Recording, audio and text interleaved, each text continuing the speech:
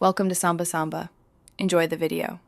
In this video, I will explain how to use your Garmin Fenix 8 for golf. This powerful smartwatch is designed to enhance your game with advanced features. You can easily access detailed course maps and get accurate distances to the green. It also tracks your shots automatically, providing valuable insights. Let's dive into how to set up your watch for a round and explore its many benefits. To start a round, simply press the Action button on your Fenix 8 and select the golf activity. Your watch will quickly acquire GPS satellites and present a list of nearby courses.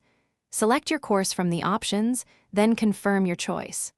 The watch will then load the full-color course map, preparing you for your first tee shot. During your game, the Fenix 8 provides crucial information.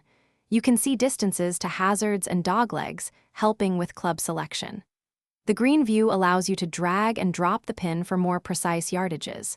It also features plays like distance, which adjusts for elevation changes, wind, and temperature.